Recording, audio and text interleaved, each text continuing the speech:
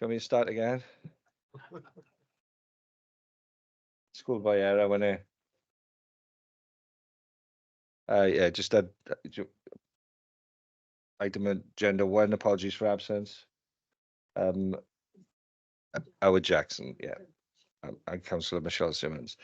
No declarations of interest. Item agenda 3, housing and homelessness. I'm not sure who's presenting.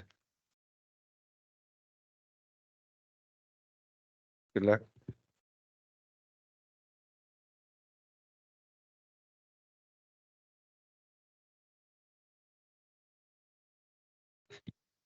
I don't need one, I'm loud enough. Okay, so the purpose of the report is to provide an update on the housing and homelessness services since the last update provided to Scrutiny in September 2022, providing information on the progress made to date and the ongoing challenges. The report includes a forecast, taking into consideration the Welsh Government No One Left Out grant, which has decreased year on year since the start of the pandemic, and changes in the Welsh Government guidance and legislation, with no assurance from Welsh Government that this funding will continue. The report outlines the range of options and housing developments being progressed to work to reduce homelessness and ensure that the council broaden the range of accommodation to meet the presenting and ever-growing need, by increasing supply and types of affordable homes. I think just to add to that, in terms of the report outlines the different, in addition to this, I think it's clear within the report the different types of accommodation that we're trying to access and broaden the range of accommodation that we're using as a local authority to not only meet the legislation and meet our statutory duties in providing accommodation to those presenting as homeless, but it's also to try and keep up with the rise in demand. I think, as you'll be able to see from 5.1, the number of placements currently sits at around 135, and as we talk through the report, that the growing demand based on the pre-COVID sort of demand has meant a significant investment and need in terms of finance, and us outsourcing and using an over-reliance on that B&B accommodation. So in terms of those developments, we are continuing to improve as much of the options as we can, and that ranges from HMO accommodation. We've got a fully allocated social housing grant programme development plan for the next 3 years of £5.7 million, and a fully allocated 1.4 million allocation for the transitional accommodation capital fund, to try and provide that much needed move on accommodation. Yeah. Thanks both. Just like to open up the questions. Councillor Jones.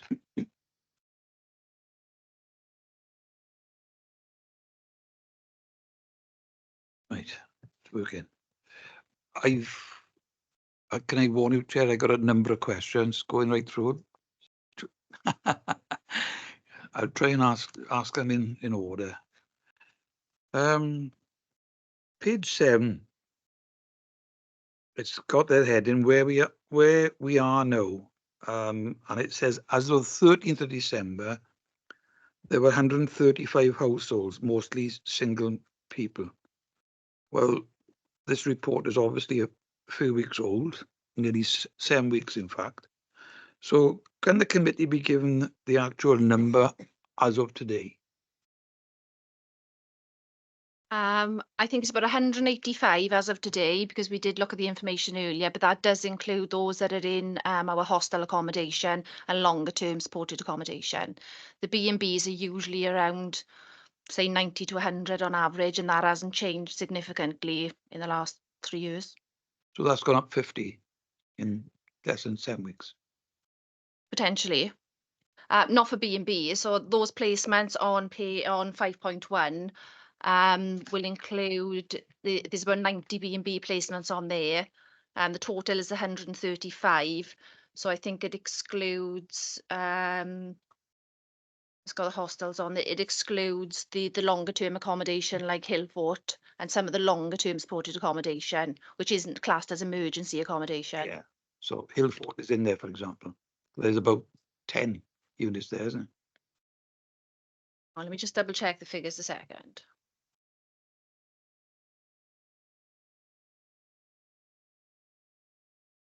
I think the figure maybe was given this morning might have been a typo then, because it is about,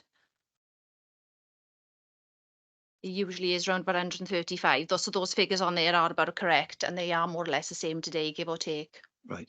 a Okay. handful. Okay. Thank you. Page 9, halfway down the page, it says individual meetings are also being held with all 22 authorities and Welsh Government representatives to discuss proposals and the potential impact on service and staff. And Merthyr Tydfil County Borough Council is scheduled to meet the Welsh Government on the 11th of January this month. How did that meeting go? Yeah, farcical. It was a consultation on something that, in my opinion, was predetermined. I didn't think there was an appetite for civil servants to actually listen, and they were about the same message from all 22 authorities. And for me, with the crisis that we've got, to introduce another raft of legislation is gonna cause us massive problems, and it's going to exacerbate the issues for us, especially when obviously the policy drive now is rapid rehousing, and we all know that a lot of this vulnerable client group, to fast track them into a permanent tenancy wouldn't be good for them and wouldn't be good for the community. It's worrying, Chair. Would you say that the Welsh Government civil servants don't understand what's happening at the local level in each authority? Well, it's not just civil servants, Councillor Jones. Well, I presume there would be senior civil servants there. You talking about others in Welsh Government, are you? I think Welsh Government isn't understanding the issues that the legislative framework is causing. And that's my personal professional opinion. Yeah, well, you've been around a long time in that field, Alan, so you'd... I know I'm still only 38. Okay, on the same page, 512, you referred to the managing the behaviours of some of the more complex individuals has also been extremely difficult, placing immense pressure on staff, particularly our temporary accommodation officer. So I don't get a sense there. How many complex cases have we got exactly? I would say probably the majority rather than the minority are complex. And what we often find is putting them into the larger temporary accommodation provisions, like the Castle Hotel, for example, which has got 44 rooms. Those issues can escalate. So it's quite difficult for members of staff to deal with that type of behaviour when a lot of it is around substance use, as well as the complementary sort of mental health that comes with that, unfortunately. And the numbers, I'm happy to circulate an email following scrutiny if it's going to be of any use. Our strategic officer did a bit of mapping in the last few weeks, and the latest mapping show 90% of those across TA, so 40% had extremely high needs, and 50% medium to high needs, and we've got a breakdown of that by numbers. So I'm happy to share that via email after the meeting. But at the last count, when we were looking at it, we were looking at 116 people, and 90% of those had medium to high needs. right. That would be helpful if that could be Yeah. circulated, Chair. Over the page to page 10, 5.16. I read that very carefully about the use of local social media sites and the negative impact it has on staff. Again, I think this is extremely concerning and worrying. And as an authority, what exactly are we doing about it? Because, Chair, at the very least, our staff in this department are doing an extremely difficult and pressurized job, and they should be protected. So there have been separate incidents. There's one in particular where two staff members' addresses, well, not exact addresses, but the location in Merthyr were mentioned on social media. So obviously we've liaised with our corporate comms. The person has an anonymous Facebook page. So we have blocked them from commenting on any council posts that we put out. We've also reported it to the police, but as no threats were made and it was only one isolated comment, then they're not taking the matter any further. But have advised us obviously to keep monitoring the sites, and if things do escalate, then they will take further action. But it is quite difficult for sites like Merthyr Council Truth and Merthyr Tydfil Matters for us to do anything about it when no actual threats are being made. And as I said, some of these are anonymous. We think we may have an idea who one of the two are that are commenting, but Yeah. it's proven it is quite a different matter. So we are supporting staff. Some had been very distressed by those posts naturally. So, you know, we're supporting staff all we can. And it's just unfortunate, and you know, it's unacceptable that members of the public are making those derogatory comments regarding staff. And I think a lot of it is down to frustration that, you know, we've got a lot of people who've been in temporary accommodation for quite some time, but it's not the forum to sort of take it out. But No, it's we're doing all we can. not, Chair. It's certainly not. And, you know, frustration is an issue. I have no doubt. But when somebody puts comments like that on, and they're anonymous, and from what I see of it, it's quite a fair percentage are anonymous. You know, and that's all social media posts. I understand why in some cases they try to do it, because they clearly don't want to be identified. But it's a bit of a cowardly act, in my opinion. And I think the authority should be doing all they can in every avenue to deal with that and protect all the staff. Still on page 10, under the Ukraine resettlement stroke refugee programs. Again, I know that we've had to deal with Ukrainian families that have moved here and other refugees. But again, I don't get the sense of what the numbers are. I don't know if they are 15, 50, 200 altogether. I don't know. Do we have do you have the figures? I haven't got the most up-to-date figure, but that particular program slowed down.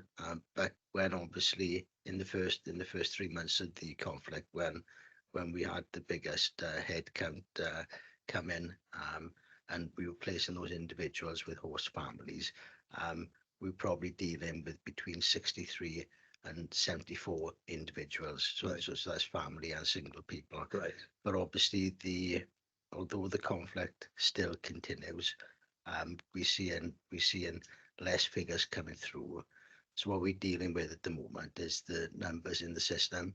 So the Welsh Government, obviously now they're concentrating on move on accommodation, especially with the systematic closure of the welfare centres.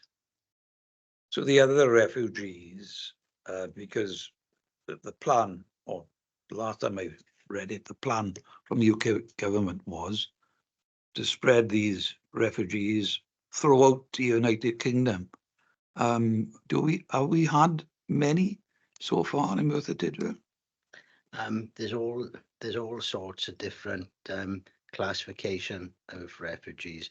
The refugees who were in the system were displaced but came here through legal routes.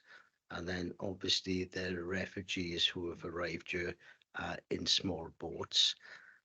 Currently, the main emphasis is the Home Office working with a main contractor called Clear Springs, and their route to rehousing is to acquire private property, both private renting and purchasing properties for use. We have had individuals in Merthyr, and we're notified of the potential address in advance so that we can carry out community checks. Right. Okay, thank you. Yeah. Thank, regarding Ukrainian families, and they were placed with families, are they still with families or they moved on? And there was financial support for families to take refugees in. I just wondered if that's continuing as well. Yeah, it's a mixture. It's a mixture now, Chair. The financial support is still in place. Obviously, that's not gonna be the case forever. But as I say, the emphasis now is move on accommodation, and that's what we're currently working on.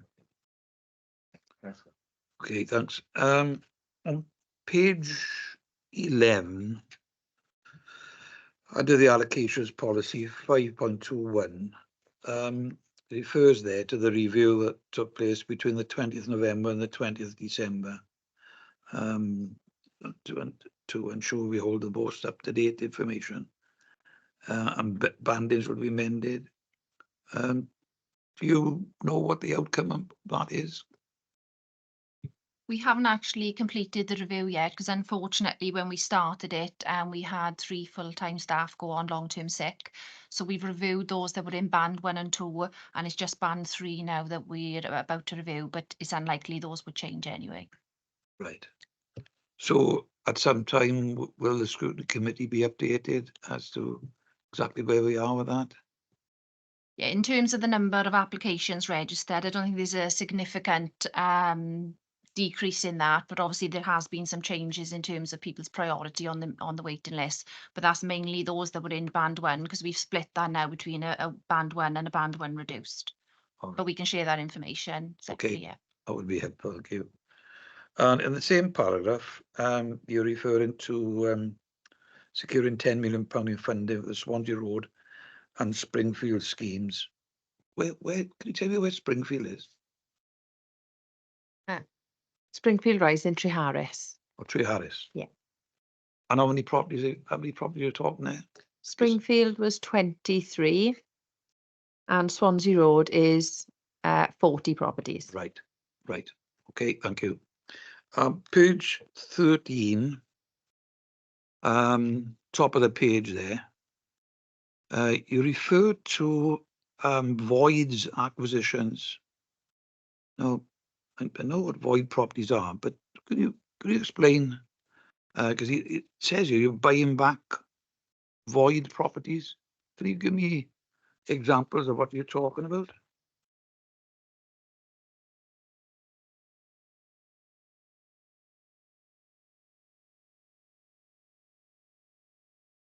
As part of the recently announced Transitional Accommodational Capital Programme, known as the TACP programme, within that criteria, we are basically allowed to buy back.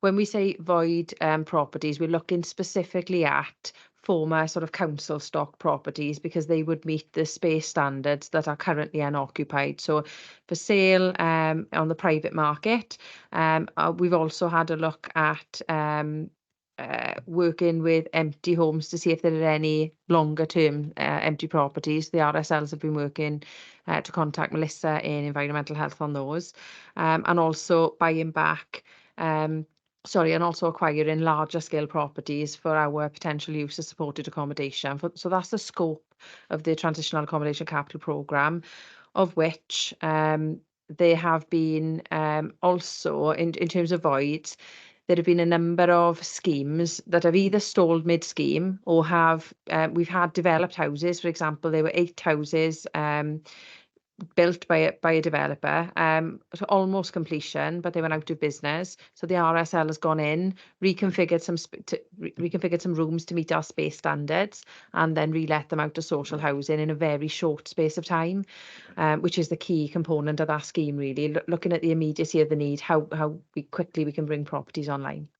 When you talk about former council properties, these are what, empty, or families have left them or in a bit of a state? Is that the type of thing that you're talking about? Yeah, usually there have been discussions around where individuals have started to struggle in terms of mortgage. So looking at sort of mortgage rescue or buying back property. So we're avoiding homelessness at that point of view, and the social landlord is effectively taking over the tenancy. Right. Okay. Thank you for that. Stay on the same page.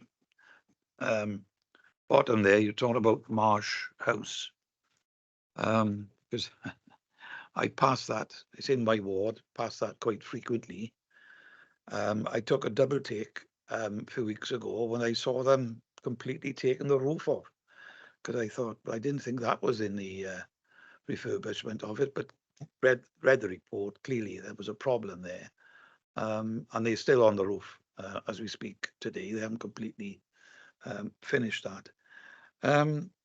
It says on the bottom of that transition arrangements have begun in readiness to support these individuals moving into B&B and to Marsh House. But before that, he says we aim to have a full complement of staff by the end of the year. You obviously meant 23 when you're writing this report. Yeah, the financial year, apologies. Or financial year. Yeah. Right. Okay. Thank you. Over the page, Jem, 14, page 14, top of the page, you refer to the 60-unit care scheme adjacent to Kiriadi Health Park. Would these be for the ages of individuals? Is it 50 or 55 plus? In the original brief, it's 50 plus. We are starting to rescope that brief, just because I think when we started this project, it was about 2 or 3 years ago. So the landscape and the needs has changed significantly.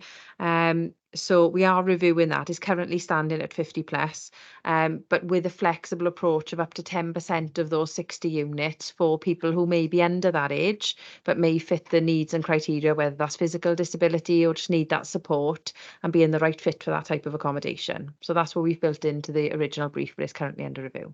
Thank you. And I noticed the words, the scheme has regained momentum following delays.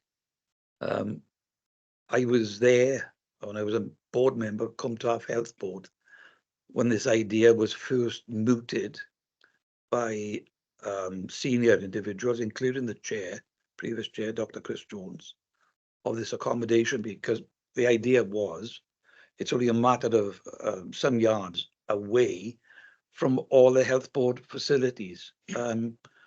So do you think this will definitely come about? Because I think this development is definitely needed, and particularly where it's sited.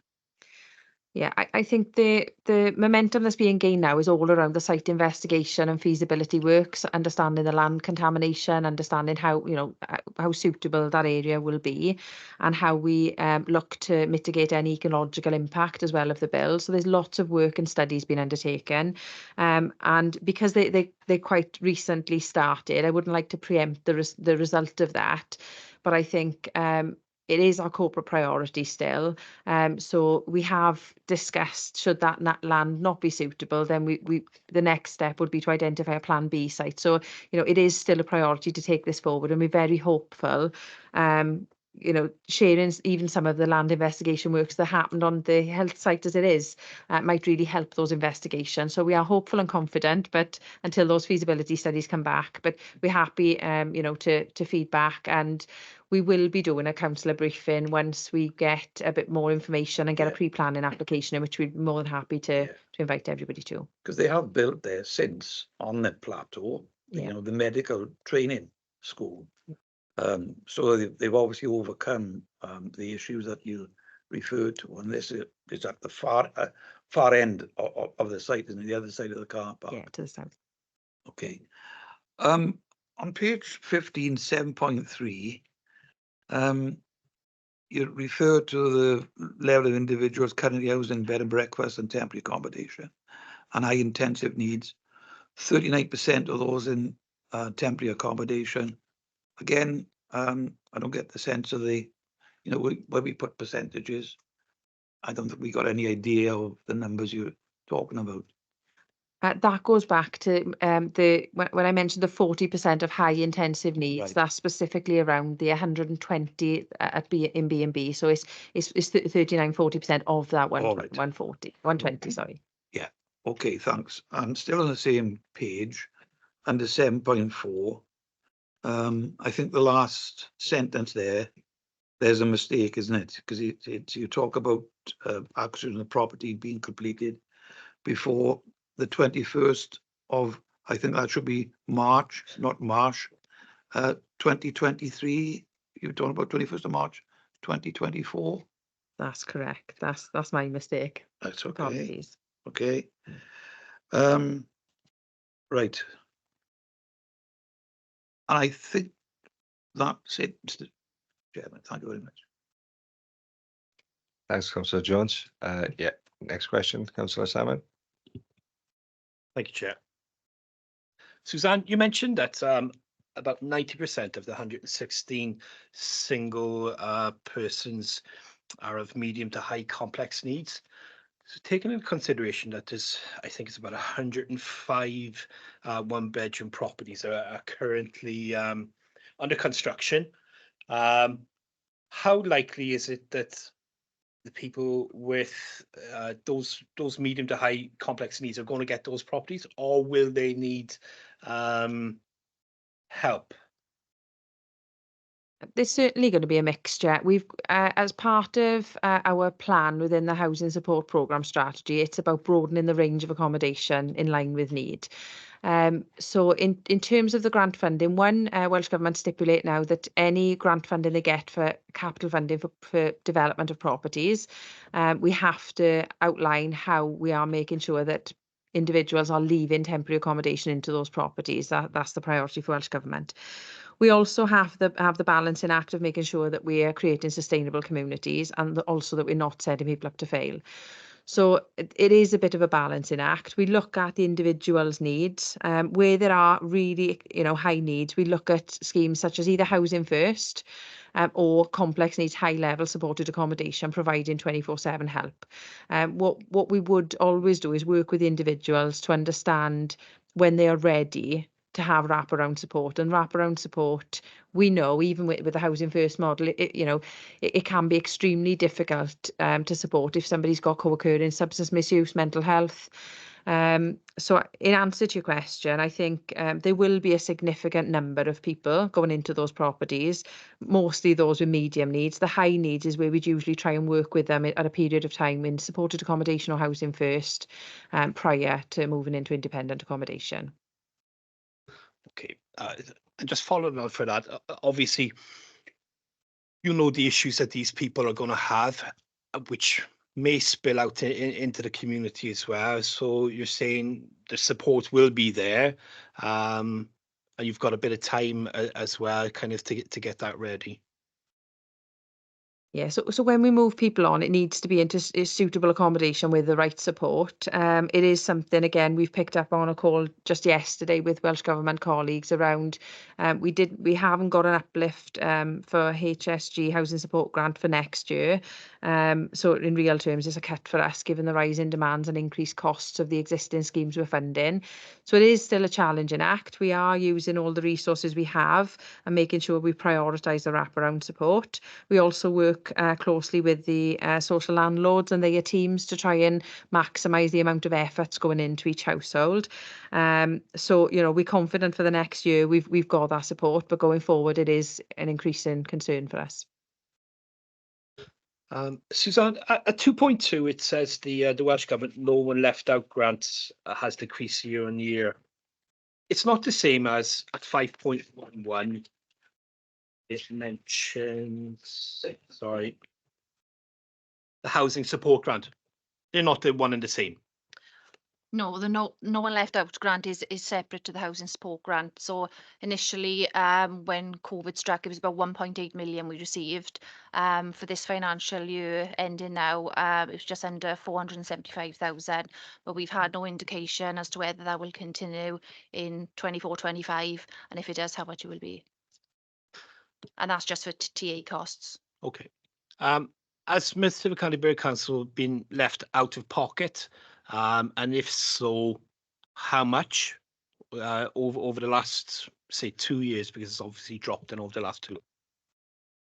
I mean, if you're looking back to the start of COVID, yes, there was a deficit because our original temporary accommodation budget was about 180,000.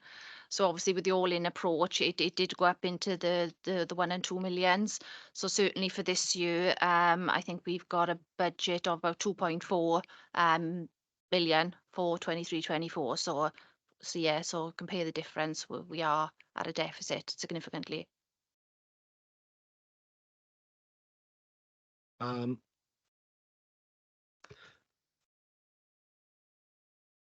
in the beginning, before COVID, every year when the temperature would drop, so maybe when it snowed, like the weather we had the week before last, was really, really cold. There was a homelessness provision put together upstairs in the bus station. So I remember it used to be maybe 10, 12 people maximum. Obviously, you couldn't take some others because they had high complex needs, to be honest, and they couldn't mix with other people. Now, just in regards to the no one left out, how did this change everything? People might be looking at this on YouTube, in next week or whatever. Not everyone will know, but what changed? What the priority? Because obviously we had about 15 people that were homeless pre-COVID, and now we've got 176. Is that right? Yeah, I think in terms of night shelters provisions that we've had historically, post-COVID, there was very much a shift away from shared provision bed space. One, due to the issue of people not being able to self-isolate should they test positive, and given the vulnerabilities of the existing homeless cohort. They haven't been funded, I suppose. They've always been run, particularly in Merthyr, by volunteers. But I think in terms of the changes with No One Left Out grant, whilst that didn't fund provision, Welsh Government have shifted the focus in terms of what they will and will not fund. So I suppose the types of accommodation that we're looking to provide as interim arrangements would no longer be acceptable to Welsh Government in new funding rounds. So the challenge for us really is around developing permanent homes, but we all know that takes a number of years to get to. So in a roundabout way of answering your question, the difficulty is finding the right type of accommodation for the immediate needs, which is very, very difficult given the restrictions placed on us around the space standards, around being able to self-isolate and have you self-contained and wash facilities, for example. So it has changed the landscape significantly, and we haven't used night shelter since pre-COVID. But within the sort of cold weather periods, we still have the cold weather policy where we bring people into B&B and accommodation where it's available during those cold spells. I suppose the question I'm trying to ask is, where did everyone come from? Basically, sorry to be so blunt about it. Obviously, there's landlords out there that can no longer afford to rent out properties. Interest rates have gone through the roof, and it's it's probably better for them that they sell their property. So obviously, a certain amount is that. But I just want to know, where did everyone come from? I think pre-pandemic, to be offered temporary accommodation, you had to fall into one of 10 priority need categories. So when the No One Left Out guidance came in, it meant that anybody who presented as homeless, regardless of whether you were one of the former priority need categories, we still had to provide that temporary accommodation. Obviously, the guidance is that we still work to that policy, although that is going through a legislative change at the moment. So I think in November, was it last year or the year before? Can't remember off the top of my head. They introduced an 11th priority need category, which was for rough sleepers. So I think during that period, the interim, it was a case of the hidden homeless became more apparent then. So I think those numbers probably have been there all along. It's just they wouldn't necessarily have approached the local authority for temporary accommodation because at that time they wouldn't have been eligible. Do we have rough sleepers now? What we deem as a rough sleeper are those that have been verified. So I'm aware that I think there's about 2 at the moment that have actually been verified.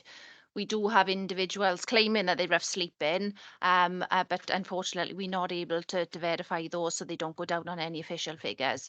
But I think it is often the case that, some people are trying to say they are when perhaps they are actually sofa surfing than actually sleeping out on the street.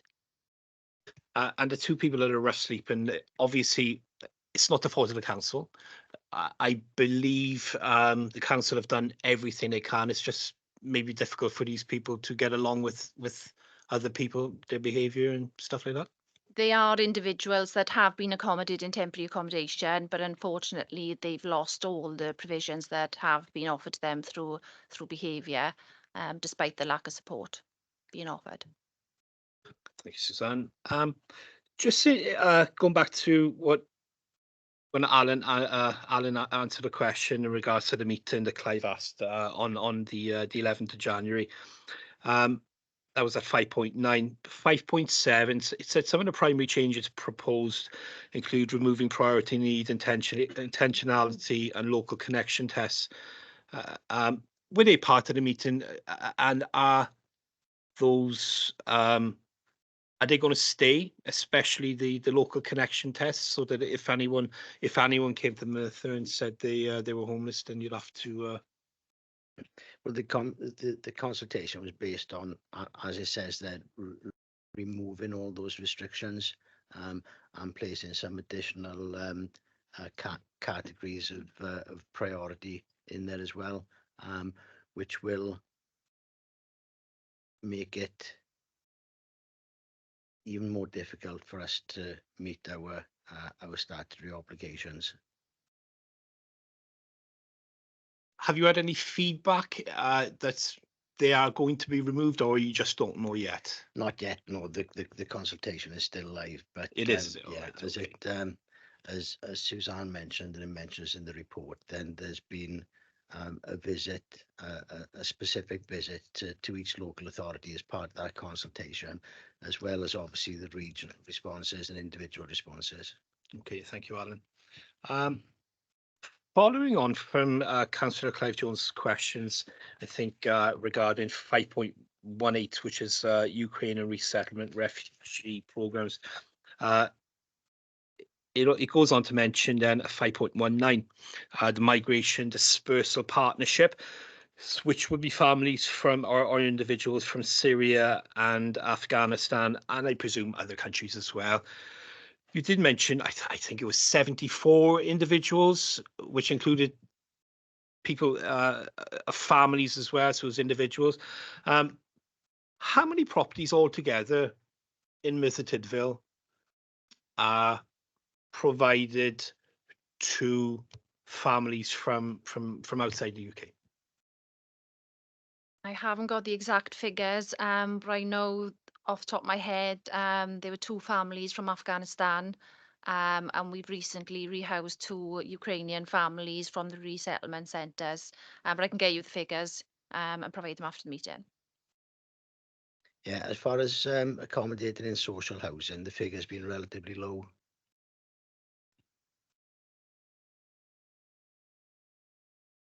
I think that's it. Thank you very much, everyone. Thank you, Chair.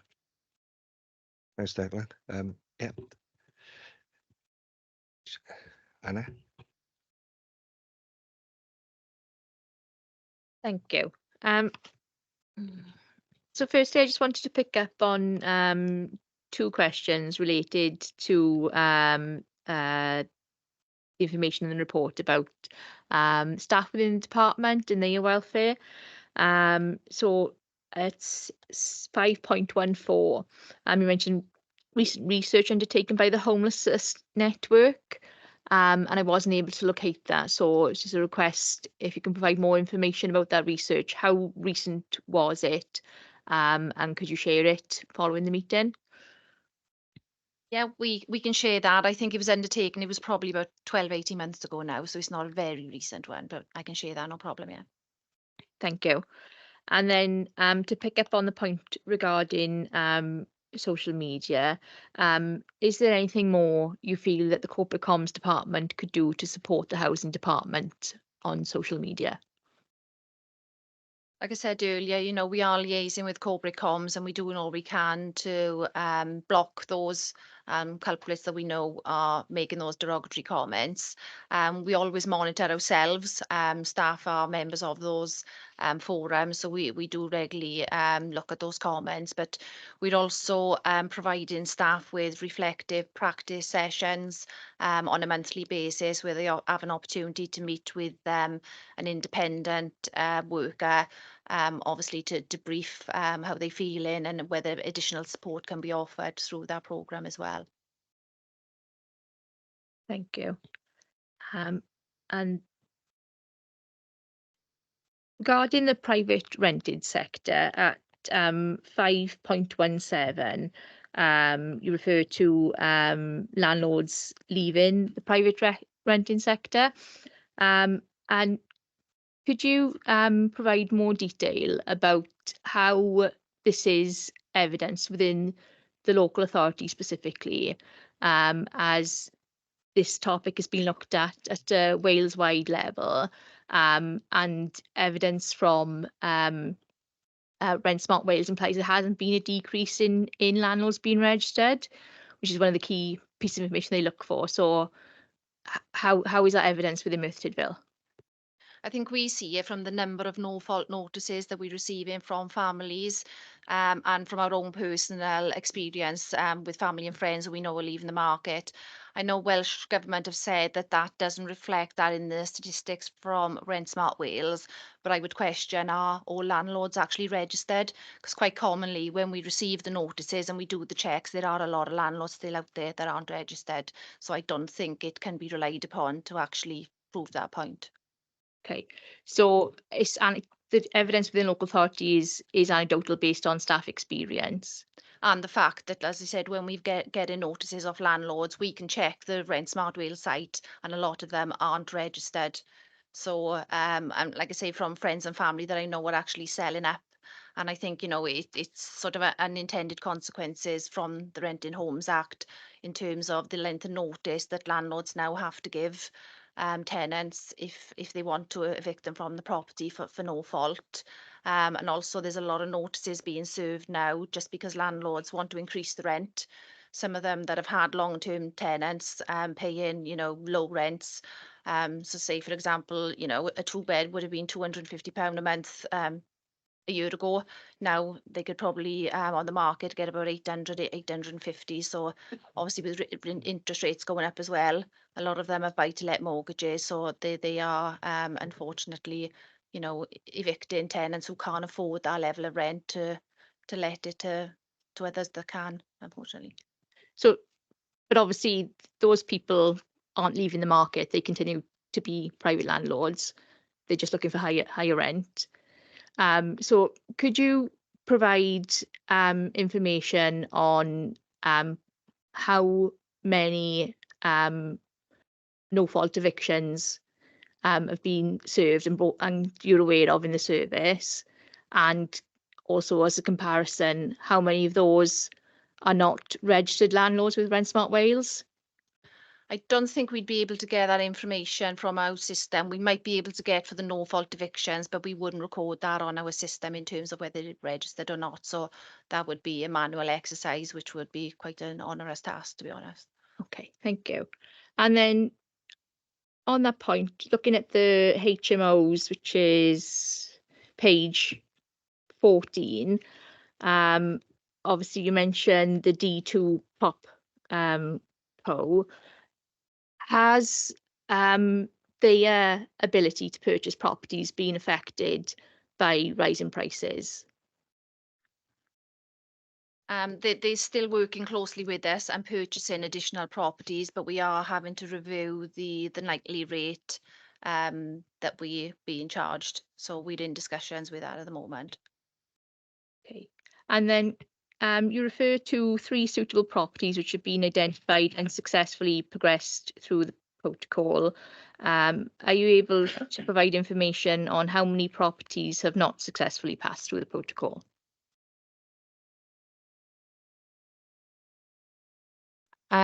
off the top of my head, we'll be able to provide that in an email, but I think there was only 2 properties that when we did the checks in terms of community safety and police checks, there were significant ASB substance misuse issues in the areas that we moved away from.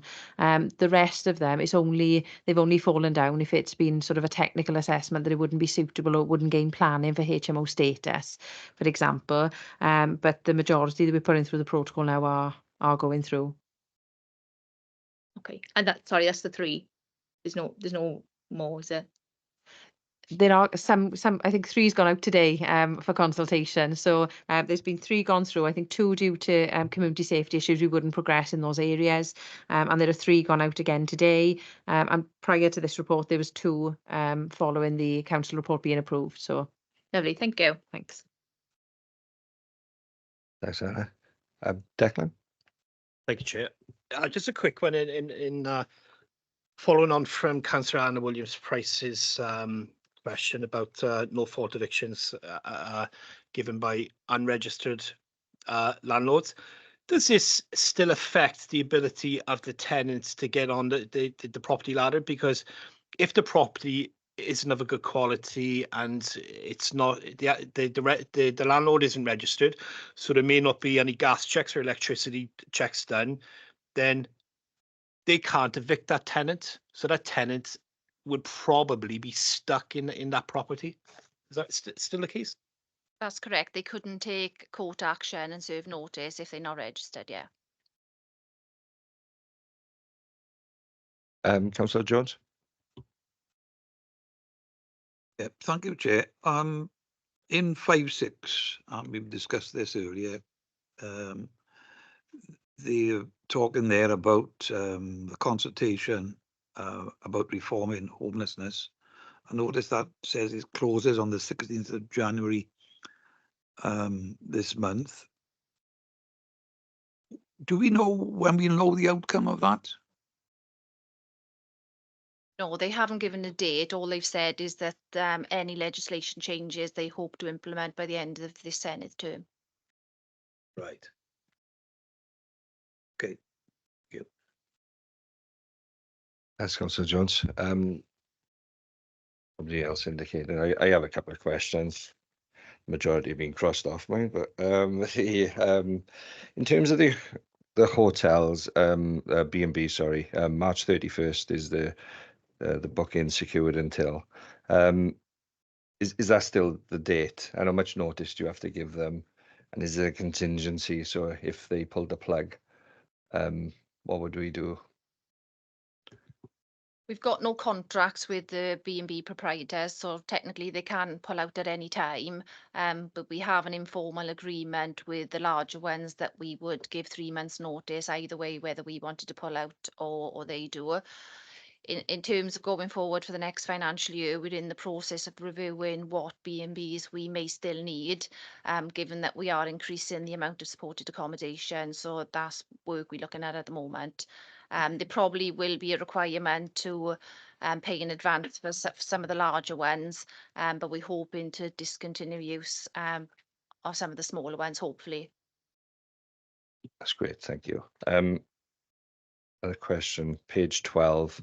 It shows the new accommodation, passive housing, honeysuckle and Winchflower, and are all those units full now? Any feedback on those properties? As a councillor, some of them are in my ward, and I haven't had any negative feedback, so they must be going well. Yeah, I think all of the units that are now available are all fully occupied. We very rarely see a void, and if it is, it's a couple of days and then it's turned around. We have had feedback from particularly some of the families up at the Winchbow in the Swansea Road properties, who went in, was it just before Christmas? Just before Christmas. And we had lots of really positive feedback that they were out of unsuitable accommodation, out of temporary accommodation, and thriving with their families in those accommodations. The Neighbourhood Learning Centre, I've recently done a report for our Housing with Care colleagues who provided some back-end capital sort of support for that scheme. That has been fully occupied. We've had some successful move on with the young people there, and we have a void that's going to be become available and it's already been discussed for the new residents. So lots of good outcomes. We're working there to link that in more closely with the hub to get the benefits of the hub. So yeah, and in terms of the smaller units and the passive house units, the feedback that we've had through our operational teams is all positive, especially with the passive houses and their energy use and bills. Well, thanks, Suze. You mentioned about voids. I might have had this wrong on page 13. It shows a number of voids there. You know, it seems like quite a few properties. How quickly do they turn these around? I'm surprised to see there is any, that many voids, to be fair. Yeah, the ones that will stay for a longer time is usually when there's significant sort of damage issues with the property, which takes some time to bring forward. So the social landlords are now starting to use with our support their recycled capital grant, which is a pot of money that they hold to bring some of those into use. So each one would have a very different case, but Okay.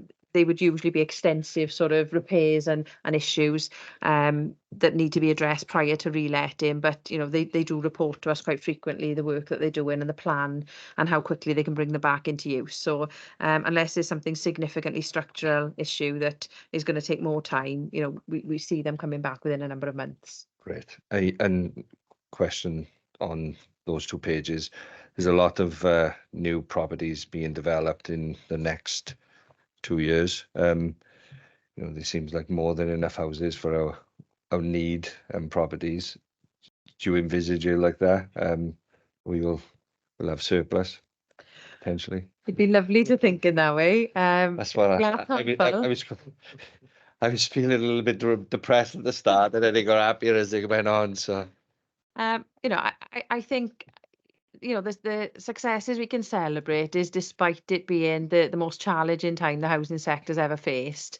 I think the growth in all of the capital and any revenue pots has been maximised fully for Merthyr, and that's something we will celebrate, given the massive pressure and the environment that particularly our frontline officers working on a day-to-day basis just really can't be underestimated. It's really, really tough out there. There is lots of light at the end of the tunnel in terms of properties. We've got maxing all of the capital grants that we have access to, and providing match funding, working with Regen to bring in strategic sites. So lots and lots of promising work. Unfortunately, with proposed changes to legislation, with the all-in approach, with just the wider sort of global and national sort of pressures. We all know Merthyr is always adversely affected given the sort of deep-rooted poverty that particularly some areas are experiencing. The pressures on the front end, unfortunately, just keep on rising.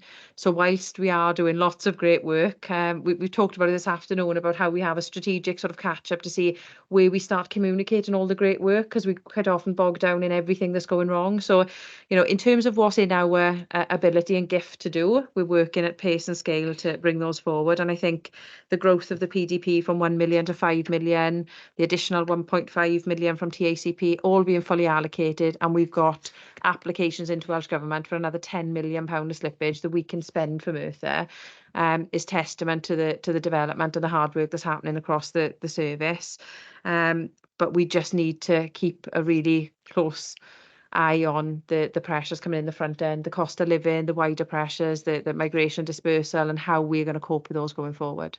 Well, thanks, Hughes. I think Councillor Salmon wants to come in there. Thank you, Chair. I've been doing my sums, I have, from the figures on this, so I might be wrong.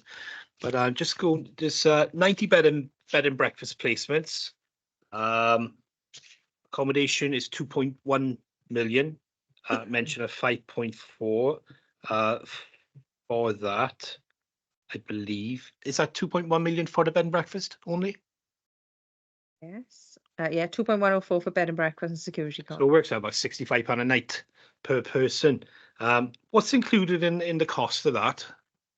What does the local authority get and what do the people get? It differs from B&B, but generally is room only, and some do provide breakfast, but some don't.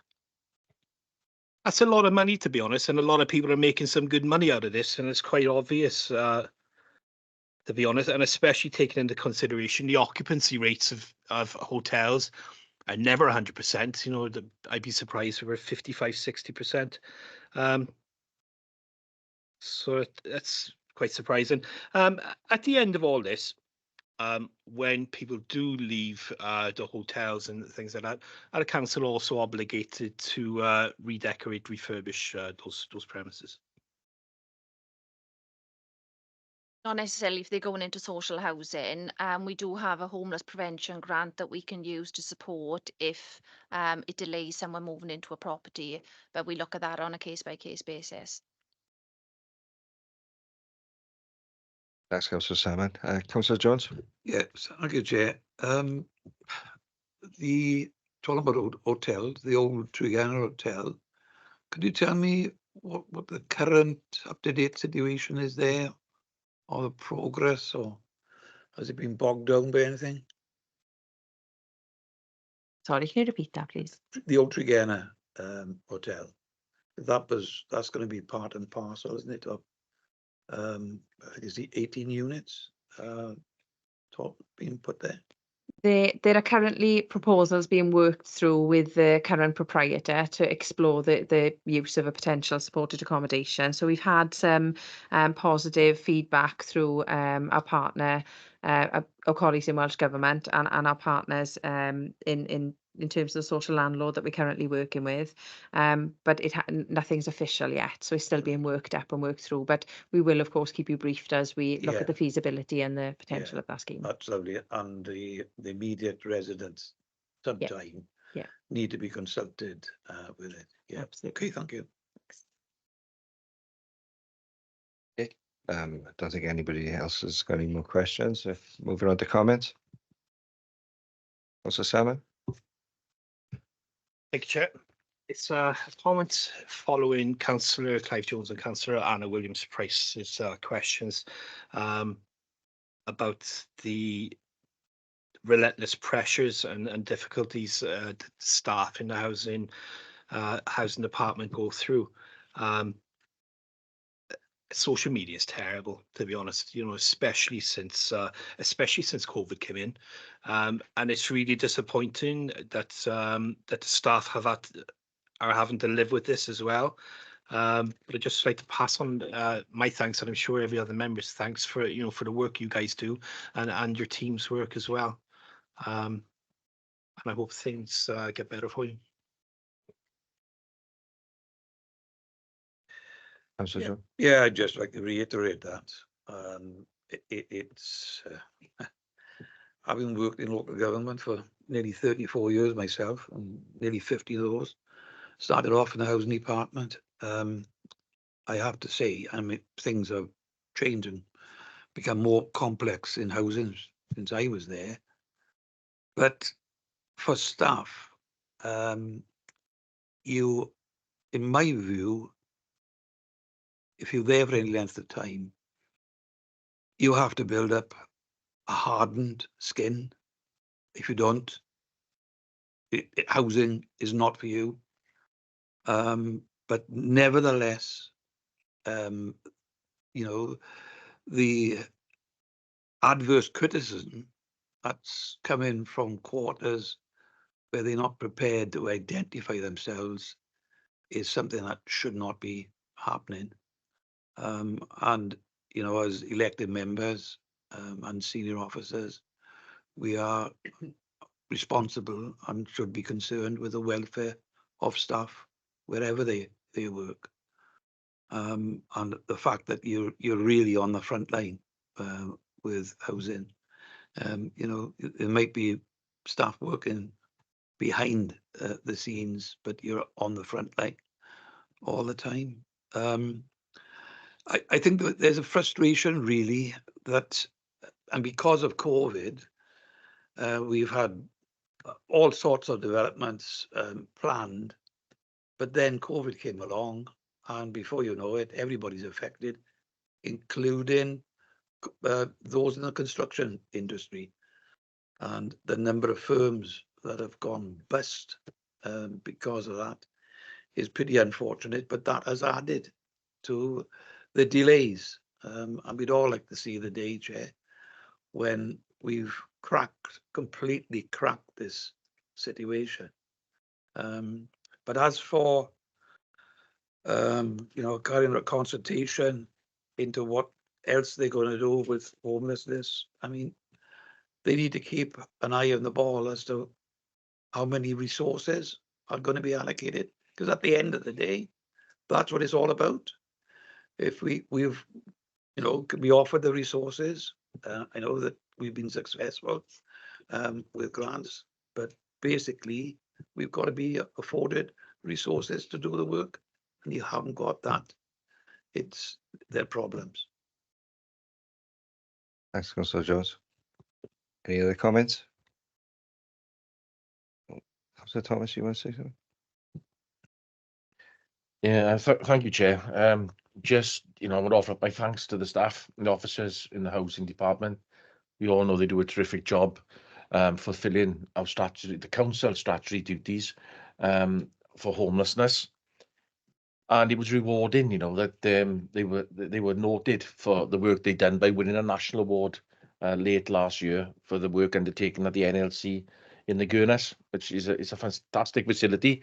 And if the scrutiny panel hasn't been there to have a look at it, I think you all should go, because it's really one real great facility. Talking about inflationary pressures on the housing department and the costs, the constant increase in costs that we have to take on board. We haven't had an increase in the HSG for 3 years, which is, as we know, that supports our most complex, chaotic individuals in the borough. We haven't had any extra money for that.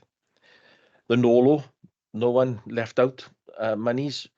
Maximum we had, I think it was in 2021, 22 was 1.8 million. This year, we've got nothing currently as it stands. So that's a £500,000 growth in our budget for 24-25.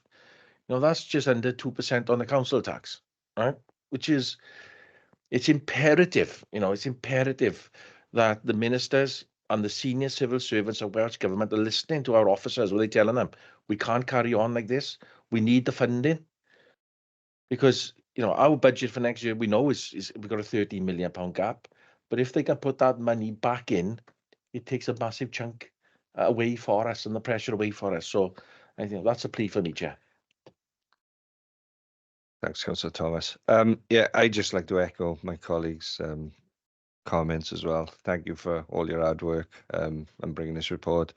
You're punching way above your weight. You do a great job, and you're always on the phone when I need advice. So I'd like to thank you for that. And you're welcome to stay, or you're welcome to go. It's up to you. All right, thank you. Thanks again.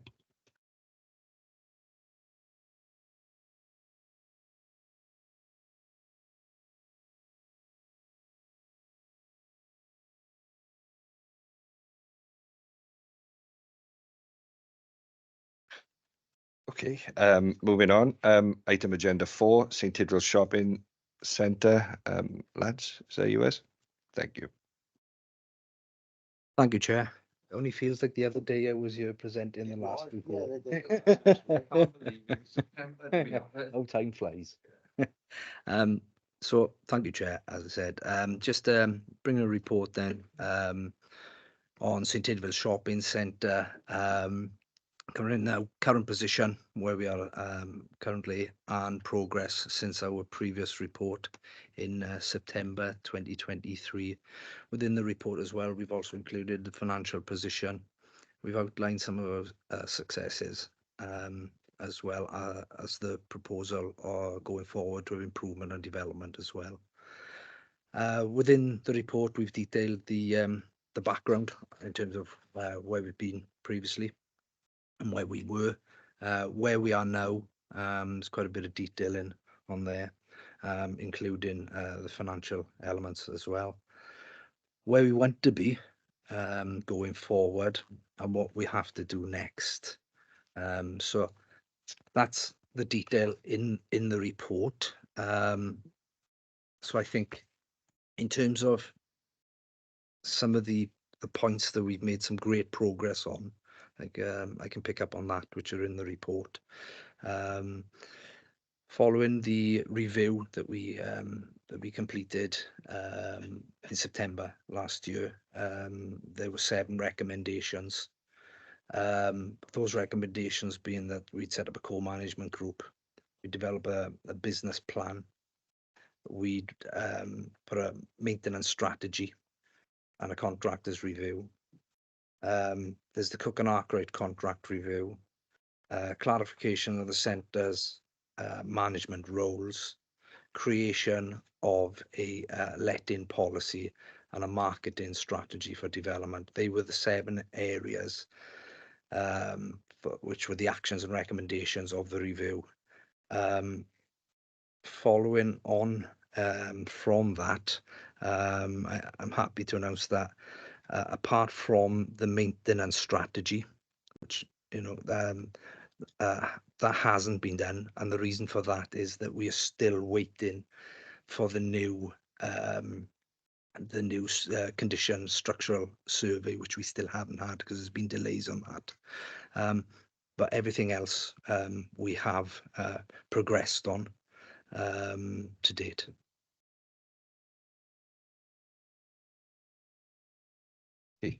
Thanks, Lance. Yeah. Questions? Before we go into questions, I'd like to thank Lance and the team for turning around such a quick report, because obviously September we discussed coming back in January, very tight timescale to come back and report progress as well. So well done, Lance. Yeah, well done. I thought it was a big task myself, but yeah, Councillor Jones. Yes, thank you, Chair. Page 18 it refers there in the middle of 5.1 low on the page. Deterioration has continued over with the Tibet County Council's period of ownership, and a new up-to-date structural survey is in process. I think you mentioned, Lance, about the condition survey. Is that the same thing? Yeah, that's correct. So we were expecting the condition structural survey, as reported previously, mid-November. There's been pushbacks on that from the company carrying out the report. Meetings have taken place recently by the officer who's the lead on that. In fact, the latest was yesterday. We have received some information, albeit very sporadic information. They've given us assurances that the remainder and the missing information we will receive by the end of this week, and the report will be available mid-February. Because that's extremely important to know exactly the state, the whole of this centre.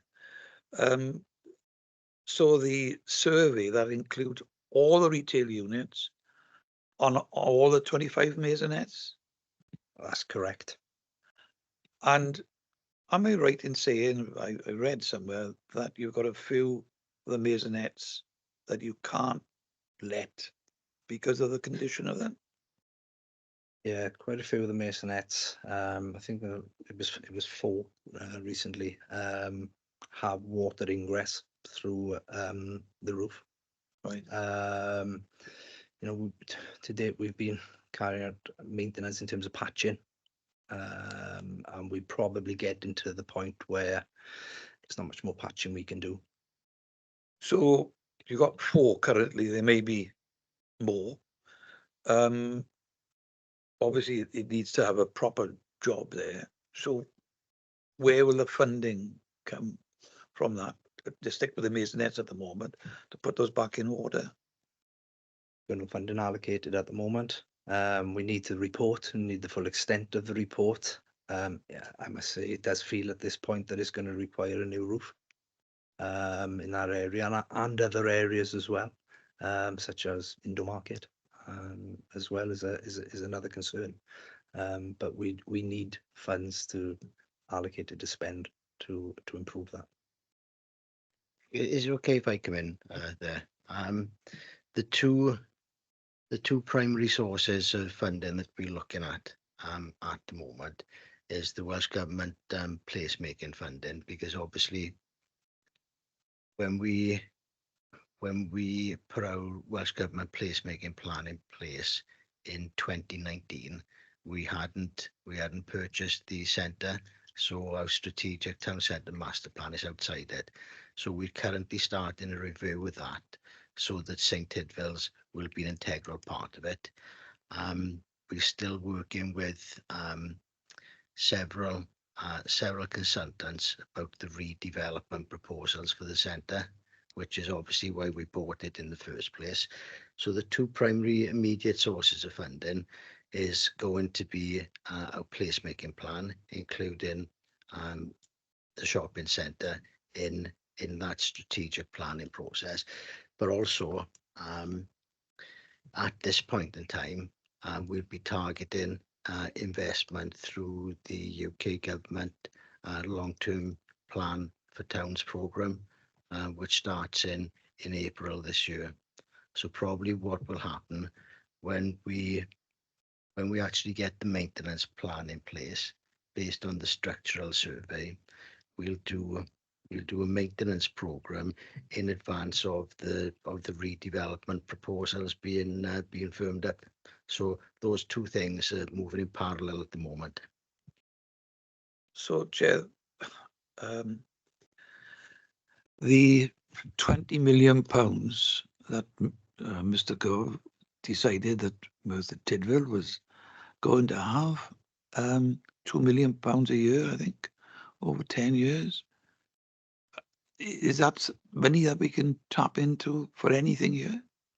It is. It is, but at this point in time, the profile is still fluid, although it was announced £2 million a year. Yes. The last discussions that we had with UK government was as long as the programme is still available, because if we have a change of government, they might change the programme. They might do lots of things with the replacement funds. But we've been informed that there may be a potential of full drawdown within a 6-year period as opposed to 10, but that is still fluid at the moment. And no authority has received a penny yet, have they? No, each local authority, well, there's only 4 of us, Yeah. have received £50,000 this financial year. Right. On the same page, Lance, the bottom there, you refer to acquisition reports highlighted 8 vacant retail units in the centre at the time, with an acceptable tolerance for the prevailing market position. At the end of 22-23 financial year, the number of vacant premises have grown to 12, with a lots of tenants like Wilco and Shaw's.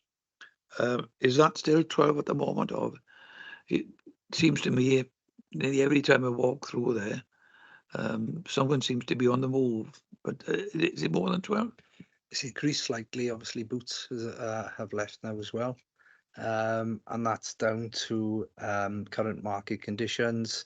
It's down to national policies for high street companies as well. So yeah, it has increased slightly again. I read an interesting article of the weekend that everybody thought Woolworths was dead, but it's surviving in Europe. And the chief executive of that organization is really, really keen to bring Woolworths back to the UK.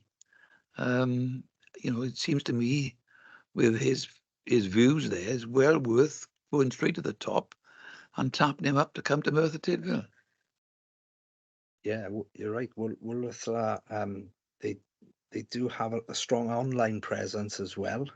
I think I've seen the same article you're referring to, and the chief exec mentioned there about bringing the company back onto the high streets as well. So we do have a scheduled meeting with our agents tomorrow to develop a robust marketing plan, linking into the opportunities that we have within SBF funding next year for potential if you like, soft landing grants then to attract businesses into the shopping centre in particular, but obviously into the town centre as well. And it is, with the whole state of the market at the moment, very difficult to somebody leaves to try and attract others, perhaps some who've never got Merthyr Tydfil in their site. But and I understand it's a difficult job, but I think we've got to keep on with it and enthuse people that, you know, there is a place in Merthyr Tydfil, that there is a shopping area that people use. I mean, if you go to some other places, not a million miles away from here, you know, and compare with what's there, someplace, and what we got here. Surely we got the basis to attract more people. And I don't know how you go about that, convincing people. I totally agree. We can't do nothing. We have to do something. That's where we start with our agents, where we put a robust marketing plan. We've got, you know, a very active enterprise team that can provide holistic wraparound support as well. And that's some of the successes that we've seen recently, particularly in the indoor market, where we've piloted a scheme there where we've engaged with nearly every tenant. One or two didn't want to engage, but majority did. It was received very well. It was received initially with caution from some of the tenants, but we've really broken some barriers down there. We've offered support to the majority where they've been successful. They've had grant applications come in within SPF for capital grants, which we haven't received from indoor market traders previously. We have this year, and they have been successful. And we've equally then supported them through decarbonisation opportunities as well, where the majority have been successful there. In addition to that, we've also provided independent consultant to carry out a piece of work for us to engage with the tenants, for the tenants to tell us what their needs are. That come back with quite a detailed report, what the tenants were asking for, and on the basis of that report, we are now in the process of aligning courses and workshops to fulfil the tenants' business needs. And in the wider plan, I understand, you know, we're looking at possible redevelopment here. Does that specifically include, and there's been a lot of debate about this in our community, about whether the indoor market should be upstairs or elsewhere, or on the ground floor somewhere, where it used to be at one time. I think there's lots of views on the indoor market. If you speak to some of the traders, they'll say they'd rather be on the first floor. A lot of them would say they'd like to be on the ground floor. My personal view is that an indoor market should be the centre of any redevelopment that takes place. I see, if we look at some of the fine examples of indoor markets, they really are the centre of the town. The indoor market provides a community environment, and I think that's key going forward, that whatever we do within the shopping centre, either now, in the short term, medium term, or longer term of redevelopment, what we have to create is a community, and that's a community of traders. Yeah, it's interesting that not everybody is of the same view as to what they want in the future of the indoor market. Sticking on page 18, at the time of acquisition, the due diligence reports anticipating annual net income in the region of 835,000. First full year acquisition, 22-23, the budget was set at 600,000, with a final budgetary figure for the financial year 22-23 achieving 504,000. Have you got any more up-to-date information, or is that the last year that's available? We've got this year's where we're projecting at the moment 418,000. But that continues to come under pressure, as I recently mentioned, with the loss of boots, for instance. Yeah. That adds pressure, the change in current market conditions as well for property is adding pressure as well. So although that's what we're forecasting and budgeted at the moment, there is a likelihood that it will be slightly less than that.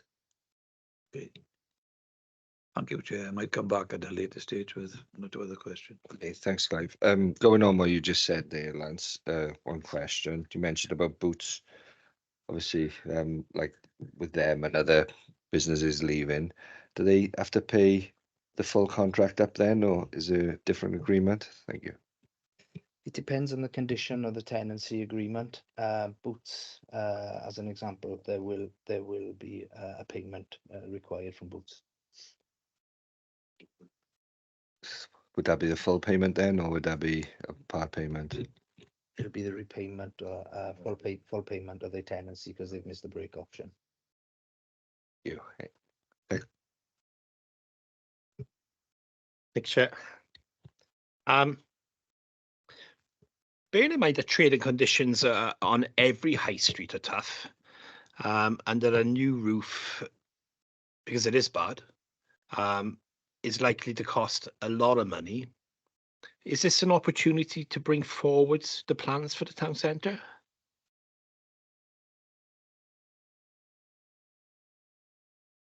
You can put your microphone on. Got excited then. Definitely, obviously, in the planning stage of any scheme, it does take time. Now, we heard Suzanne talking about the extra care and the length of time it takes. If you look at all the phases of regeneration that the town centre has gone through since 2006, we were able to do that because there was a couple of years of planning before we could implement the next phase. And I think we're at that point at the moment, Councillor Salmon, where we need to accelerate our planning process. We've been very successful as a local authority in attracting substantial amounts of European money, domestic funding as well, because we've been ahead of the curve with a plan. And I think this is the phase we're in at the moment with the shopping centre, is actually firming up as quickly as we can, not just a plan for the shopping centre, but the plan for the shopping centre within a wider strategic plan for Merthyr Tydfil Town Centre. So that's currently where we're actually rushing to. I'm going to make a comment quickly. You just mentioned that the local authority's been ahead of the curve. To be honest, when I met you a couple of weeks ago in Pant, and I think you mentioned the same kind of thing. I think you deserve a bit more praise than you probably get, to be honest, Al, is because you are there with the planning and you have those plans in place so that when the money comes round, that's what you said to me, is that when the plans come round, you're there ready to pop. So sorry I was came in with the comments a bit early there. And when this came to full council a while back, the cost of borrowing, I'm not going to mention how much it is because it's on a pink paper. Is it still the same amount as it was back then? I quickly show you.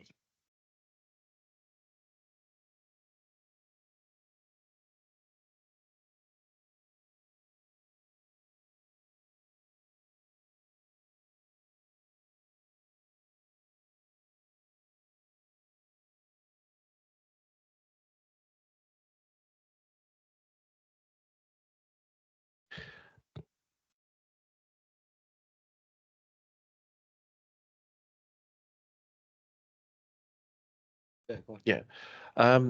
Following that report, Declan, that we were going to, borrow the money to purchase the shopping centre. Again, Alan and his connections managed to get a grant from Welsh Government to buy it outright, so it didn't cost us anything. Right, because I was going to say that with the projection of the budget there for £400,000, £420,000 of income that's coming in. And I was going to say that if you take away the annual cost of the borrowing, it still leaves you with a profit, and a fairly good profit as well. But if it's costing nothing, then it's all profit. Okay, well, that's good. Thank you. So yeah, going on what Declan was just asking then about profit, like repairs and maintenance, is that included within there? What are they running into? What sort of figures, the repairs and maintenance over the last, say, 12 months? Repairs and maintenance fall into two different categories. So there's us as landlords, and there's an allocation within the budget for that.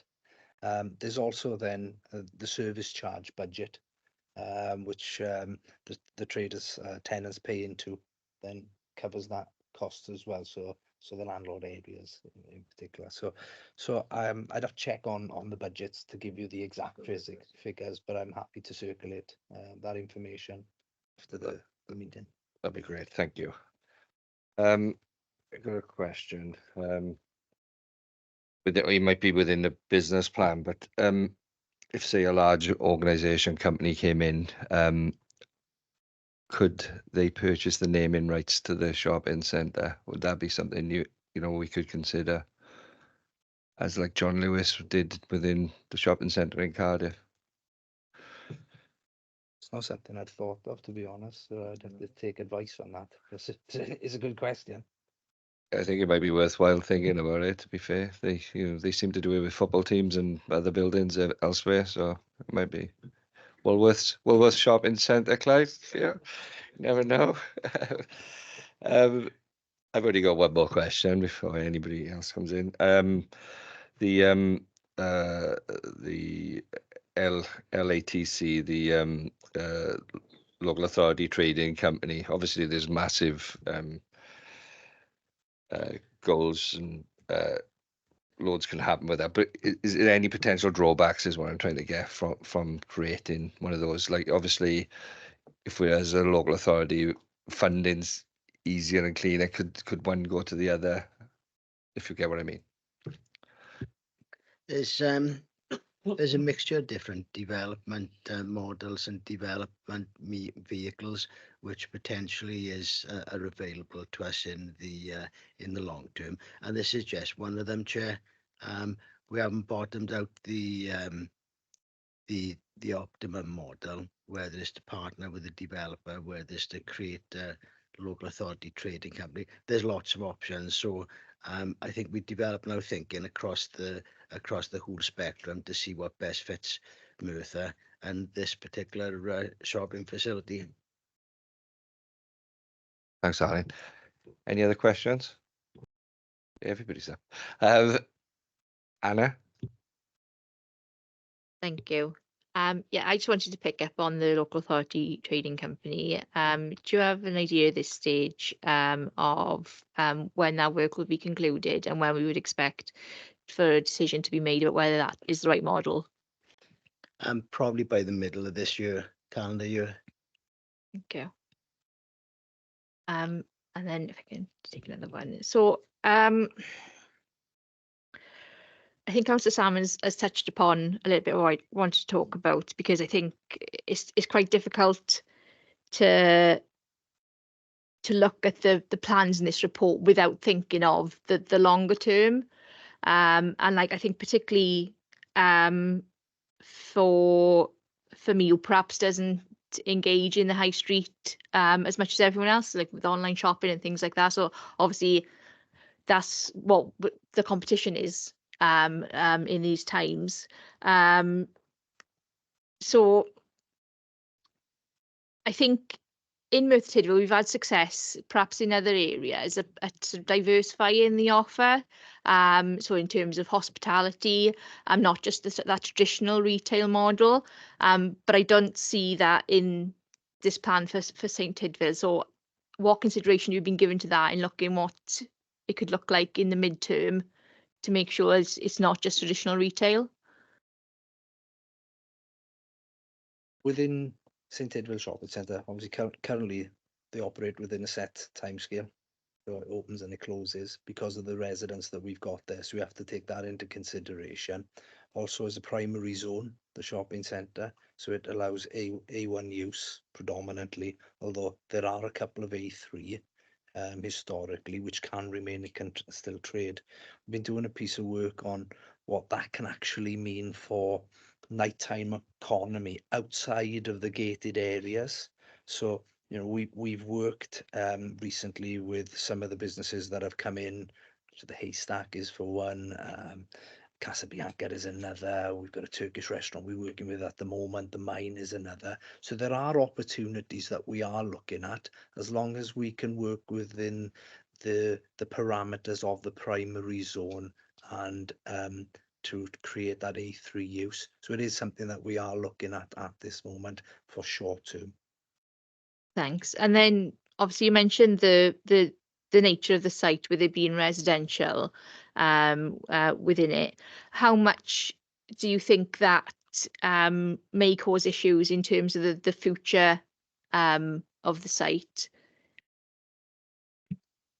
For any of the successful models that have been delivered throughout Britain, residential within the town centre is key, because it instantly puts a footfall within the town centres.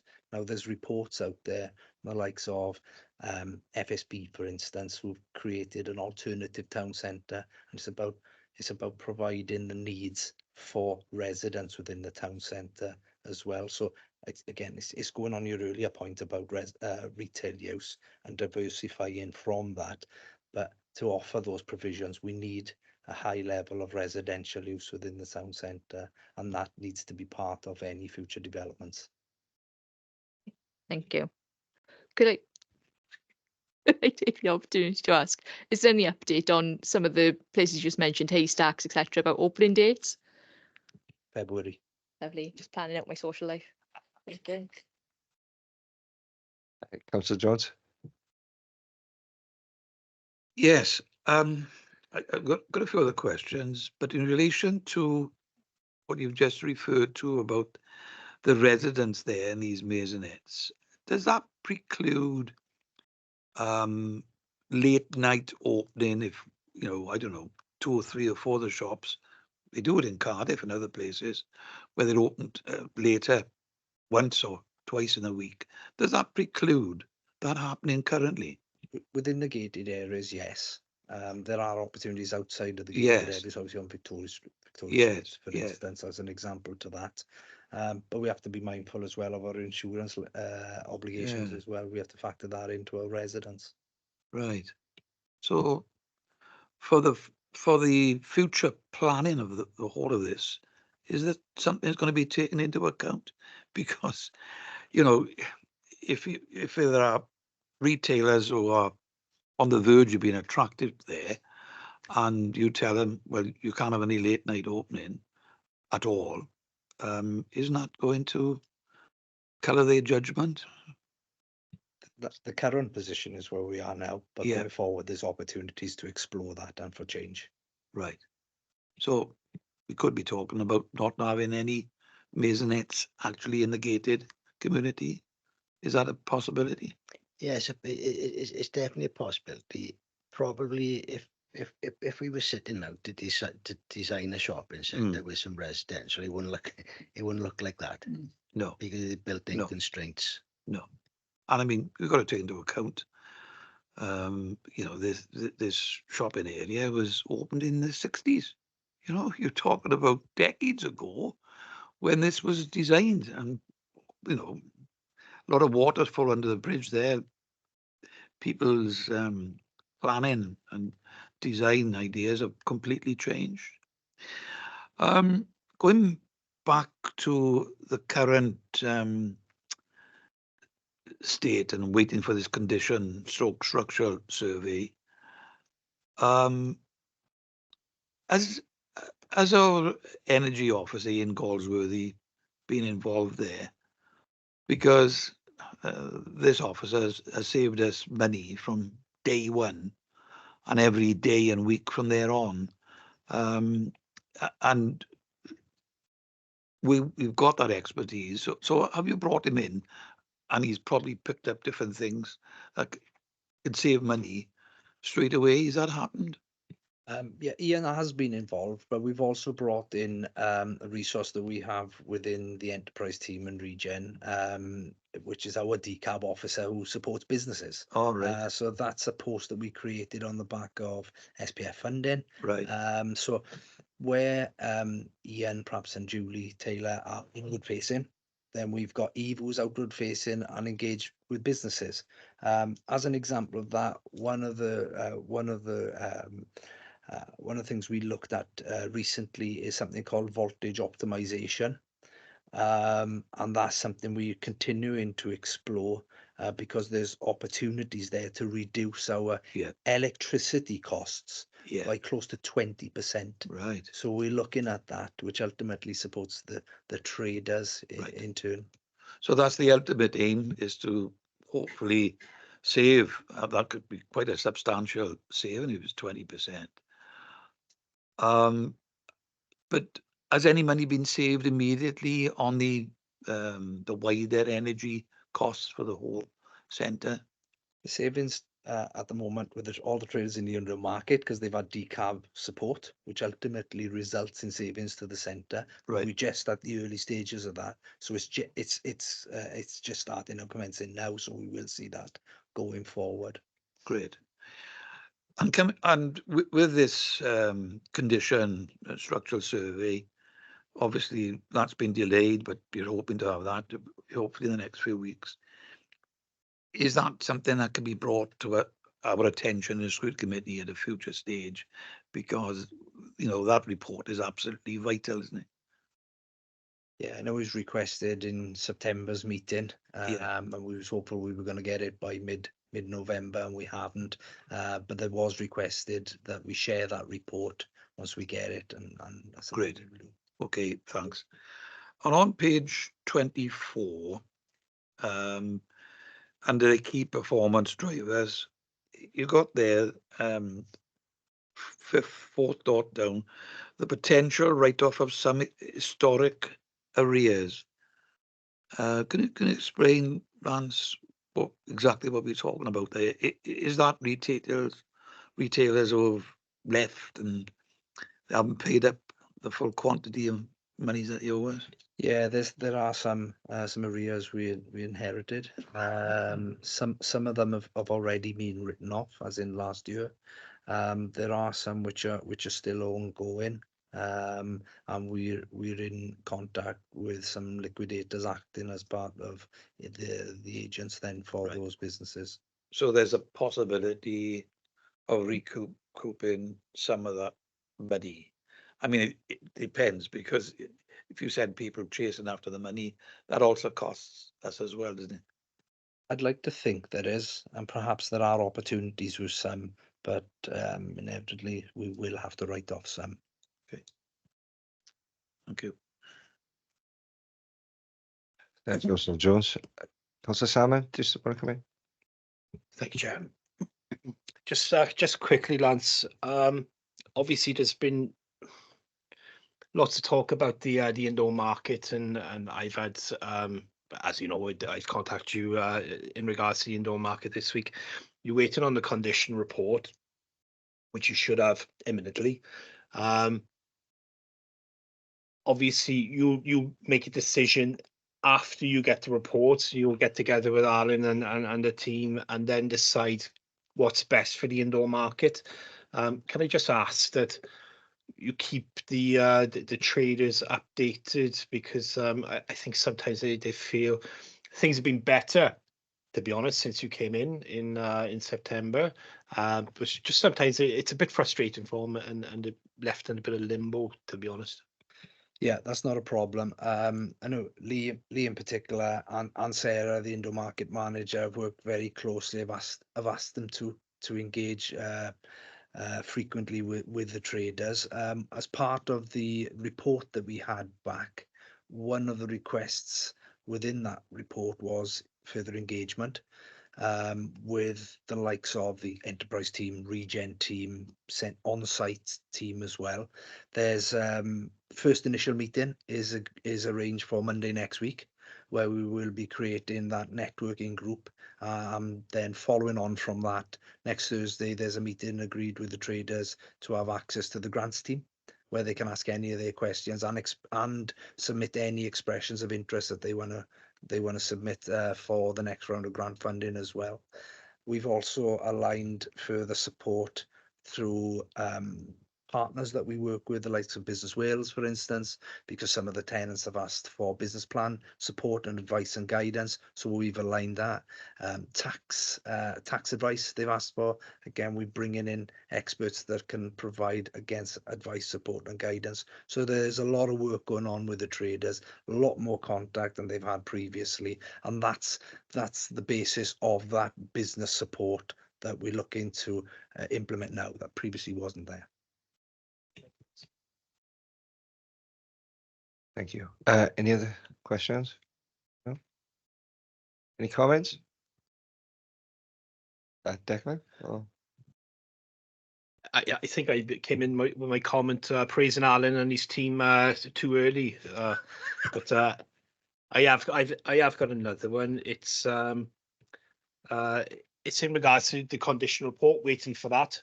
Me getting excited as well, asking Alan that question. Maybe this could be the chance, you know, to bring forward the plans for the town centre, and maybe something like that could be mentioned in the report that you're bringing to council in February or March when. Oh, I've just lost it now. When you're bringing the report in regards to the funding for towns. Yeah. Cheers, Alan. Councillor Jones? Yes, Chair, it'd be interesting to see how we get on with the chief executive of the Woolworth company in Europe. And you never know, I might live to see it called the Woolworth Centre in Merthyr Tydfil. There is a market out there, believe it or not. There is, I mean, he's proved it in Europe. There are people, for various reasons, were attracted, and there was great disappointment when Woolworths left here and the rest of places in the country. I think we're very interested as to the development of the shopping precinct and how that turns out to be. So, Chair, I think we look forward to a further report. I think thanks to the committee should be afforded to the officers for the quick turnaround of this. I'm sure it can be done again, and perhaps we could look to see a further report later on this calendar year. Yeah, the calendar year, yes, yeah. Not I don't know, cycle calendar year, I don't know, but yeah. We won't give you the deadline Alan said to you the last time, I promise. Any other comments? Councillor Thomas? Yeah, thank you, Chair, and I'd like to thank Alan and the team for the work they're doing with the shopping centre. Just a brief little bit of history, really. We decided to purchase the shopping centre after it became apparent that the former owners couldn't afford to fix the footbridge across from the college car park to the site. And I think that's when we got involved in, Alan, isn't it, in the job there. And taking the view to buy it was a brave decision by the local authority, but it gave the shopping centre, give us the destiny of the shops, and it would put into our hands, and it still is.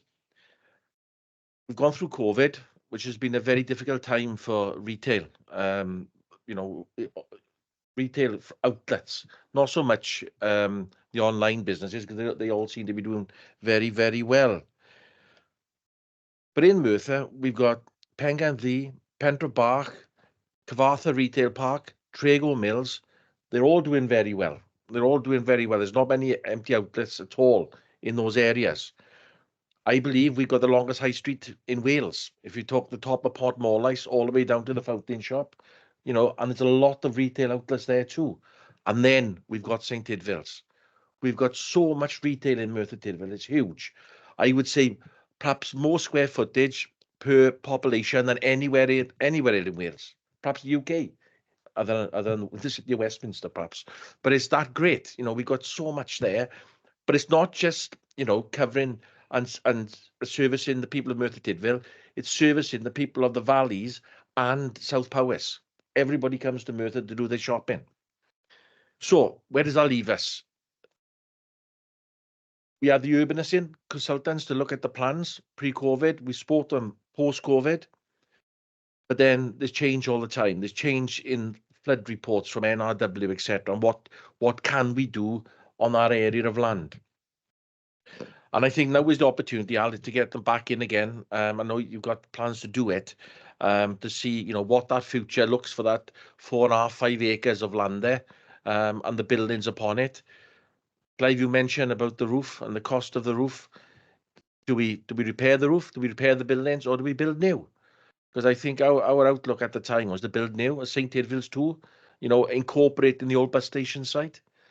Now we've had to take a rain check on that, you know, pardon the pun, on the current position there, and we put in that plaza as a temporary measure. You know, hopefully, you know, 2 to 5 years out there. Who knows? It might become permanent. People might love it. But I think that is the plan. You know, what can we do with that 4 or 5 acres? You know, incorporate the old bus station site to, you know, to put something, a mark for the people of Merthyr Tydfil long into the future. You know, somewhere, well, not for just Merthyr, but like I said, for the people of the valleys and Powys. So yeah, you know, I think we're well on track, guys. Okay. Thanks, Councillor Thomas. Anybody else comments? No. I just want to reiterate what others have said. Thank you for this report. And the quick turnaround is really good to see. Be interesting to see what the survey comes back with. Don't think it'd be pleasant reading, but we'll live in hope. Thank you. You're welcome to stay or welcome to leave. Nobody ever wants to stay. I'm very disappointed.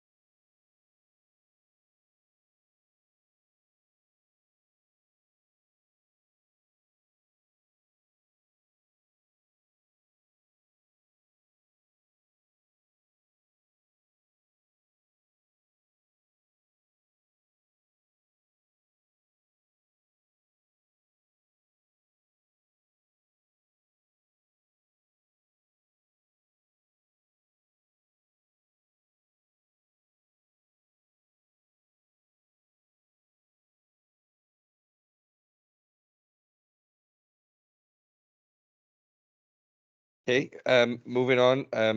Agenda item 5, scrutiny forward work programme. Next meeting is the 5th of March 2024.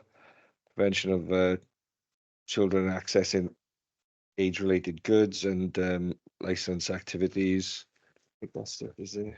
Oh, and the pass is coming in as well. That's still on track, isn't it? Yeah. Any comments of anybody about the forward work program? I think it's just set in stone now for the next few months. So, We're on plan, are we, for the 5th of March for the items that are listed down here? Yeah. Is that right? Yeah. Sorry, I have read it. Does that include the situation with the empty homes, you know, which we'll was have to- postponed? Yeah, we'll have to check on that because I'm not sure if Well, you have emailed. Listen, well, it was. Well, Neil's been off on paternity leave as well, oh, so right. Oh, congratulations. so yeah, haven't had a reply yet. have we? No, I'd chase that. Yeah. So, But it is important that we get that in writing that they come in here, because I had to send an email to find out. I know that the two principal environmental health officers were on long-term sick. So I didn't pursue it for a while. But then I needed to contact somebody about what it's called, the Haven on Brecon Road. It's an inappropriate name. Yeah, you know it, Chair. It's been empty for about 28, 29 years. Yes. Yeah. So I wanted to, I sent an email to Sean, at either of these officers back, and the reply came back that Melissa Clee is back in work. She's dealing with the whole issues that have arisen, following up, about the 600 odd homes that are empty that she's dealing with. So it's important for us to know that they'll definitely be coming. And what I'm saying is that we need them here. Because I think since last April, I get the impression that there's not been a tremendous amount of work carried out. And you spent a whole hour plus on a housing situation, and yet we've got, out of the, 900 odd, 600, well over 600 odd, that are completely empty. We should be getting these back into use. So I think there's, sorry, go ahead. number one, we need to know, are they definitely coming? yeah. We Well, like it, they're not then. doing the next meeting, are they? They, What? but They were due today, weren't they? yeah, they would postpone, but we can look to get them. Like next meeting is 3 reports. I'm happy to stay later and do that, but we could April the 9th then. There's only there's a that's a bit clearer that we could drill into it a little bit deeper. In April. April the 9th, I think that Right. would probably be the best one. She's catching up, Yeah, I think that would be more, but we give them a bit definitely- more time. If it's going to be the April, and we're offering to them, we need an answer to say that it'll definitely be on, because as a school committee, I think we need to go into that with a fine tooth comb. It would be very handy to have that report. Shares are going into budget settings, because some of those things with long-term entities probably be mentioned or could have been mentioned in budget setting process, like other local. Yeah, there seems to be a lot of long-term sick across departments, which, within that area as well. Obviously, like mental and environmental health, fly tipping, it's impacting on us all as councillors. Okay, any other comments on Anna? Thanks. And there's 2 items mentioned previously, as my minutes disappear, which was buses and the Hooves redevelopment. Those are 2 previously postponed items. So I think the information given on the Hooves redevelopment is understandable, and it can be progressed outside of this committee.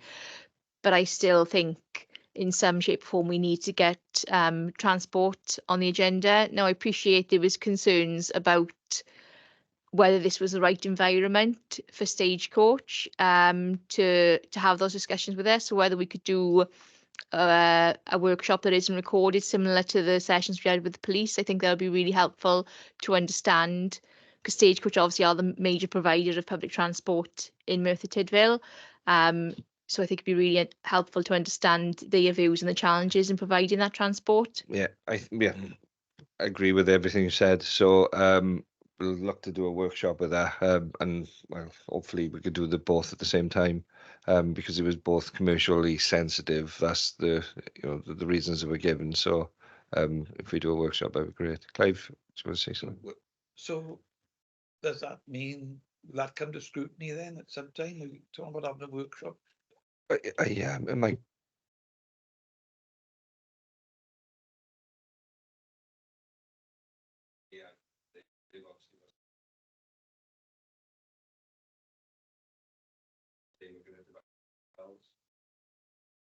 It's, you know, it's, we can treat it as a scrutiny, but I don't know if we could, what they're gonna say, so. That's in respect of Hoovers. Yeah, well, both of them. Or depending both. on what position, you know, to be in a commission. So how do we get organizations that, you know, they're very important in the transport field to be publicly accountable? I mean, there's now it's continuing, there's a great deal of criticism of, for example, Stagecoach and how they function. Yet, you know, where are they being held to account? You know, sending emails here, there, and everywhere and getting sometimes airy-fairy answers is not the answer, is it? We'll chase that up with Alan about Okay. with the both of them. Okay, anything else on board break program? Very good. Scrutiny referrals, no referrals have been received. Item agenda 7, report recommendations. Did we address the recommendations in each report, and how did we add value? I thought, you know, there was lots of questions today, and the officers answered them really well. My personal point of view, I thought the reports were good. Anybody else? Any comments? No. Okay, great. And feedback on scrutiny activities. Don't have any now, but we've asked some questions and already, and we're waiting for some answers, and we'll get that back to you ASAP. Item agenda 9, any other business deemed urgent by the chair? I have none, and I'd just like to bring a meeting to a close. Thank you all for attending.